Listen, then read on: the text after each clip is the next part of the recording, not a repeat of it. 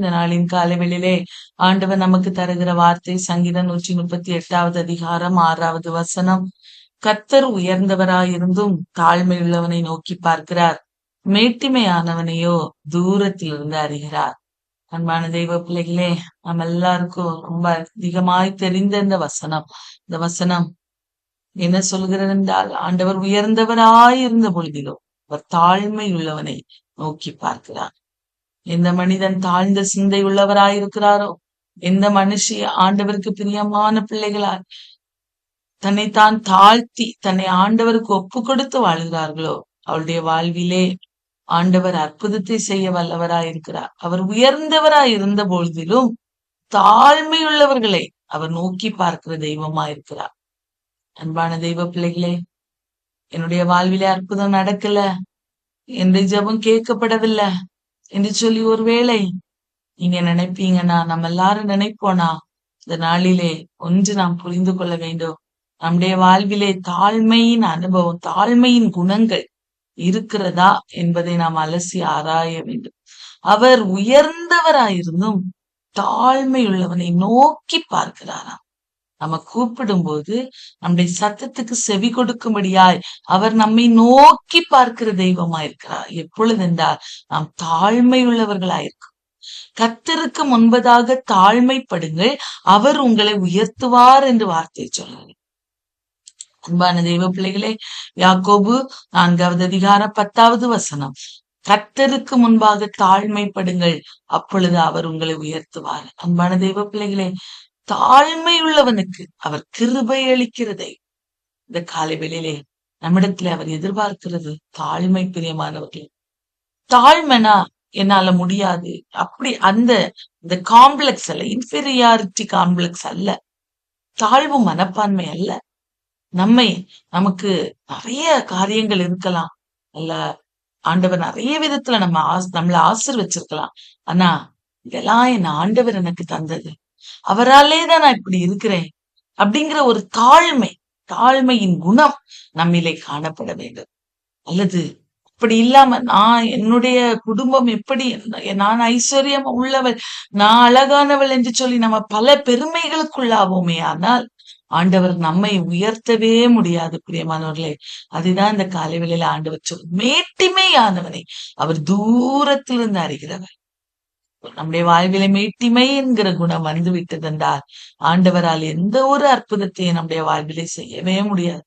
ஆகவே இந்த காலை வேளையிலே நம்மை நாமே தாழ்த்தி ஆண்டுடைய சமூகத்திலே ஒப்பு கொடுப்போம். பிரியமானவர்களே, இந்த லூக்கா 7வது அதிகாரத்திலே நாம் பார்க்கும்போது 100க்கு அதிபதி என்கிற ஒரு மனிதனை குறித்து சொல்லப்பட்டிருக்கிறது. அந்த 100க்கு அதிபதி அவன் ஒரு ரோம அதிகாரியாய் காணப்பட்டார். ஏன்னா இயேசு கிறிஸ்து வாழ்ந்த போது அவர் இருந்த அந்த பகுதிகள் எல்லாம் ரோமர்கள் அரசாட்சி செய்து கொண்டிருந்தார். அந்த 100க்கு அதிபதியும் ரோமனாக இருந்தார். அன்பான தெய்வ பிள்ளைகளே, அவருடைய வேலைக்காரன் ஒரு நாளில வியாதிப்பட்டு மரண அவஸ்தையாயிருக்கிறார். ஒரு பெரிய அதிகாரி அவருடைய வீட்டிலே ஒரு மனிதன் வியாதியோடு இருக்கிறார். அவரை பத்தி பாருங்க, எவ்வளவு கரிசனை உள்ளவராயிருக்கிறார் என்பதை நாம் இந்த இதுல இருந்து பார்க்க போகிறோம். அவ்வளவு ஒரு உயர்ந்த ஒரு மனிதராய் இருந்த பொழுதிலும் தன்னுடைய வேலைக்காரன் மேல கரிசனை, இந்த வேலைக்காரனை குணப்படுத்தணுங்கிற ஒரு வாஞ்சை அவருக்கு இருந்தது. அவர் நினைச்சிருந்த அவனை வீட்டுக்கு கூட அனுப்பிச்சிருந்திருக்கலாம். நீ போய் உடம்பெல்லாம் சரியாக்கிட்டு வாப்பா அப்படின்னு சொல்லி அனுப்பிச்சிருக்கலாம். ஆனா பாருங்க, அவருடைய வேலைக்காரன் வியாதிப்பட்ட அவஸ்தையா இருந்த போது இயேசுவை குறித்து அவன் கேள்விப்படுகிறான். அப்பொழுது அவன் சொல்லி அனுப்புகிறான், இயேசு வந்து என் வேலைக்காரரை குணமாக்க வேண்டும் என்று அவரிடத்துல போய் சொல்லும்படியாய் யூதருடைய மூப்பரை சில பேரை அவரிடத்துல அனுப்புகிறார். அன்பான தெய்வ பிள்ளைகளே, அவர்கள் இயேசுவினிடத்துல வந்து கருத்தாய் வேண்டிக் கொண்டார்களா. ஏன்னா அவ்வளவு ஒரு இரக்கத்தோடு அந்த மனிதன் அந்த யூதர்களிடத்துல சொல்லி இருந்திருக்க வேண்டும். ஆகவேதான் இங்கே வார்த்தை சொல்ல, அவரை கருத்தாய் வேண்டிக் கொண்டு நீர் இந்த தயவு செய்கிறதற்கு அவன் பாத்திரவானாய் இருக்கிறான் என்று சொல்லுகிறதை பார்க்கிறோம். மன தெய்வ பிள்ளைகளே, ஆனா இங்க என்னன்னா, யூதர்களை அனுப்பும் போது யூதர்கள் அந்த தயவு செய்ய ஆண்டவர் பாத்திரரா இருக்கிறார் என்பதை எதை வைத்து சொன்னார்னா, அவர் நமக்கு ஒரு ஜெப ஆலயத்தை கூட கட்டி வச்சிருக்கிறார். அவருக்கு ஆண்டவர் மேல அந்த பழைய நியாய பிரமாணத்தின் மேல அவருக்கு ஒரு வாஞ்சை இருந்திருக்கிறது. ஆகவே ஒரு ஜபாலயத்தை கூட கட்டி கொடுத்திருக்கிறார். ஜனத்தை நேசிக்கிறான் என்றெல்லாம் அவர்கள் சொல்லுகிறார்கள். அன்பான தெய்வ பிள்ளைகளே, இந்த தயவு செய்வதற்கு அவன் பாத்திரனா இருக்கிறான். பாருங்க, ஆண்டவர் அந்த மனிதனிடத்திலே நல்ல காரியங்களை காண்பதற்கு முன்பதாக இந்த உலகத்தின் மனிதர்களும் சொல்லுகிறார்கள். பாருங்க, நீர் இந்த தயவு செய்கிறதற்கு இவர் பாத்திரரா இருக்கிறார். அன்பான தெய்வ பிள்ளைகளே, இந்த காலை வேளையிலே நம்முடைய குணாதிசயங்கள் எப்படி இருக்கிறது? அன்பானவர்களே, வேலைக்காரன் பாருங்க, அவனவன் வேதம் சொல்லுகிறது பிலிப்பியர் 2வது அதிகாரம் 4வது வசனம், அவனவன் தனக்கானவைகளை அல்ல பிறருக்கானவைகளை நோக்குவானார். இந்த 100க்கு அதிபதியினுடைய விசுவாசம் அப்படிதான்.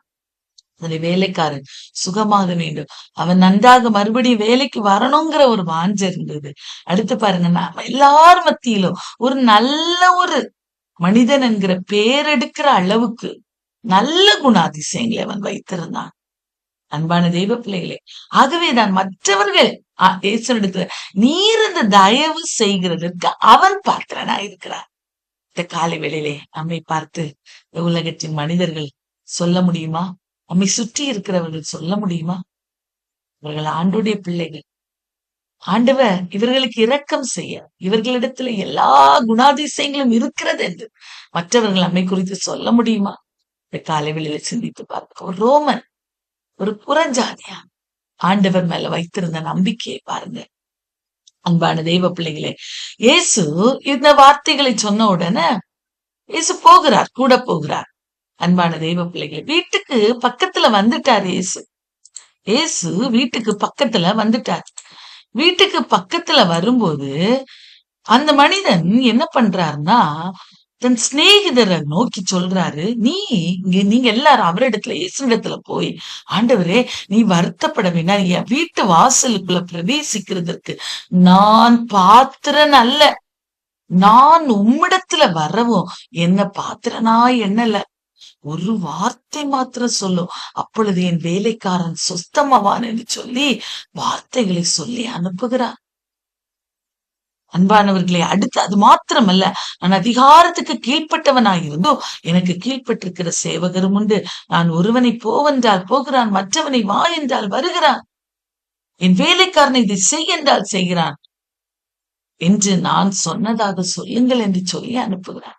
அன்பான தெய்வ பிள்ளைகளே, எனக்கு நான் ஒரு 100க்கு அதிபதி, நான் சொல்லலாம் ஒரு மனுஷனை, நீங்க வா நீ போ இந்த வேலையை செய்யு சொல்லலாம். ஆனா இயேசுவின் இடத்துல நான் அப்படி சொல்றதுக்கு நான் பாத்திரனா என்னை நினைக்கல. அவர் பெரியவர், அவர் உயர்ந்தவர் என்கிற அந்த எண்ணம் அந்த மனிதனுக்கு பாருங்க. ஒரு புறஜாதியான ஒரு மற்ற ஒரு ஜாதியில அந்த ஒரு தேசத்துல இருந்து வந்த ஒரு மனிதன் எவ்வளவாய் ஆண்டவர் மேல ஒரு விசுவாசம் வைத்திருக்கிறார் பாருங்க. என் ஆண்டவரை வருத்தப்படுத்துறதுக்கு நான் தூசு, நான் ஒண்ணுக்கும் இந்த உலகத்துல ஒருவேளை எனக்கு அதிகாரம் இருக்கலாம், எனக்கு பெருமைகள் இருக்கலாம், ஆஸ்திகள் இருக்கலாம், எனக்கு நல்ல பெரிய மேன்மையான உயர்வுகள் இருக்கலாம். ஆனா என் ஆண்டவரை பார்த்து நீங்க என் வீட்டுக்கு வந்து என் வேலைக்கார மேல கைய வைக்கணும்னு சொல்லதுக்கு என்னட்ட எந்த தகுதியும் இல்லை என்று அவன் சொல்லுகிறதை பார்க்கிறோம். ஒரு வார்த்தை, ஆண்டவரே உம்மிடத்துல வருகிற நீர் வார்த்தையான தெய்வம், வார்த்தை மாம்சமாகி இந்த உலகத்துல வெளிப்பட்டிருக்கிறேன், அந்த வார்த்தையை அனுப்பிட்டீர்னா என்னுடைய வேலைக்காரன் சொஸ்தமாவான், என் வீட்டுக்கு வர்றதுக்கு நான் என்ன பாத்திரவானாக நான் எண்ணவே இல்லை என்று சொல்லி அவன் சொல்லி அனுப்புகிறதை பார்க்கிறான். வாழ தெய்வ பிள்ளைகளே, எவ்வளவு பெரிய ஒரு விசுவாசம், ஆண்டவர் மேல எவ்வளவு பெரிய நம்பிக்கை, எவ்வளவு தன்னை தாழ்த்துகிற ஒரு அனுபவம் இந்த 100க்கு அதிபதிக்கு காணப்பட்டது பாருங்க. சங்கீதம் 107வது அதிகாரம் 20வது வசனத்துல சொல்லப்பட்டிருக்கிறது, அவர் தமது வசனத்தை அனுப்பி அவர்களை குணமாக்கி அவர்களை அழிவுக்கு தப்புவிக்கிறாராம். அன்பான தெய்வ பிள்ளைகளே, அந்த வார்த்தைகளை அவர் அறிந்திருந்தார். அவர் வசனத்தை அனுப்பி வார்த்தையை அனுப்பி குணப்படுத்துகிற தெய்வம் என்பதை அவன் அறிந்திருந்தார். ஆகவே இந்த வார்த்தைகளை சொல்லி அனுப்புகிறார். ஏசு அவனை குறித்து ஆச்சரியப்பட்டு அவர் சொல்லுகிறார், இஸ்ரவேலுக்குள்ளும் இப்படிப்பட்ட விசுவாசத்தை நான் காணவில்லை. என்னை அறிந்தவர்களுக்குள்ளும், என்னை நம்பி இருக்கிறவர்களுக்குள்ளும், என் பின்னால என்ன சுற்றி வருகிறவர்களுக்குள்ளும், இயேசுவே இயேசுவே என்று எப்பொழுது என்ன கூப்பிடுகிறவர்களுக்குள்ளும் இப்படிப்பட்ட விசுவாசத்தை நான் பார்க்கல. இயேசு ஆச்சரியப்படுகிறார். இந்த காலை வேளையிலே நம்முடைய விசுவாசம், நம்முடைய தாழ்மையின் குணங்களை பார்த்து ஏசப்பா ஆச்சரியப்படுகிற விதமாய் நாம் நடக்கிறோமா? அன்பானவர்களே, இந்த காலை வேளையில சிந்தித்து பார்க்கணும். நடந்தது என்ன? தாழ்த்தினார். தன்னை ஒரு பொருட்டாக அவர் நினைக்கல. ஆண்டவர் பெரியவர், அவர் உன்னதமானவர், அவருடைய வார்த்தையில மகத்துவம் உண்டு என்று அறிந்திருந்தான். நடந்தது என்ன? அவர் வார்த்தையை அனுப்பினார். அன்பானவர்களே, அவர்கள் வீட்டுக்கு வந்த போது, அனுப்பப்பட்டவர்கள் அந்த மனிதர்கள் திரும்பி வந்த போது, வியாதியாய் கிடந்த வேலைக்காரன் சொத்தமடைந்திருக்கதை அவர்கள் பார்த்தார்கள். அன்பான தெய்வ பிள்ளைகளை, எவ்வளவு பெரிய ஆச்சரியம்! இந்த காலவேளை இந்த குணாதிசயங்களை ஆண்டவர் விரும்புகிறார். தாழ்மையின் அனுபவம், எவ்வளவு பெரிய காரியங்கள் நமக்கு இருக்கட்டும், அதிகார பெருமைகள் இருக்கட்டும், உயர்வுகள் இருக்கட்டும், செல்வங்கள் இருக்கட்டும், ஆஸ்தி ஐஸ்வர்யங்கள் இருக்கட்டும், என ஆண்டவர் உயர்ந்தவர், அவர் பெரியவர், அவருக்கு முன்பாக நான் ஒன்னும் இல்லை என்கிற அந்த நிலைப்பாடு இந்த காலை வேளையில நம்மில வரணும் பிரியமானவர்களே. அப்படிப்பட்ட குணாதிசயம், நூற்றுக்கு அதிபதியினுடைய இந்த குணாதிசயங்கள் இந்த காலை வேளையில நம்மில வரணும். அப்பதான் ஆண்டவர் நம்மை நோக்கி பார்க்க முடியும். அப்பதான் அவர் நம்மை நோக்கி பார்த்து நமக்கு கிருபை அளிக்க முடியும். அவர் மேட்டிமையானவனை அறிந்து, அது மேட்டிமையானவருக்கு அவர் செவி கொடுக்கவே மாட்டார். அவனை தூரத்திலிருந்து பார்க்கிற தெய்வம் தான் நம்முடைய தெய்வம். இந்த காலை வேளையிலே நம்மிலே ஏதாயிலும் குறைகள் இருக்குமே, ஆனா இன்றைக்கு அறிக்கை செய்வோம் பிரியமானவர்களே. நூற்றுக்கு அதிபதியினுடைய நம்பிக்கை, விசுவாசம் இந்த காலை வேளையிலே நமக்கு வரணும். அந்த ஆண்டவர் நம்ம இடத்துல எதிர்பார்க்கிறார் பிரியமானவர்களே.